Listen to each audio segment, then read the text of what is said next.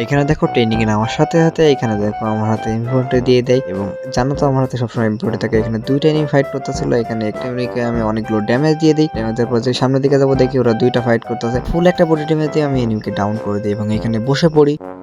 বসে পড়ার সাথে সাথে দেখো ওই যে এনিমিটা ফাইট করতেছিল ওর হাতে থেকে এডব্লিউএম, এখানে দেখো বডি ড্যামেজ দিয়ে এনিমিকে ডাউন করে দিই। যেটা এডব্লিউএম দিয়ে ফাইট করতেছিল, এখানে আমার সামনের দিকে একটা এনিমি যায়, এখানে এনিমিটাকে আমি মারার চেষ্টা করি কিন্তু মারতে পারি না। কিলে আমি এম40 দিয়ে দুইটা কিল করছি, এটা অবিশ্বাস্য।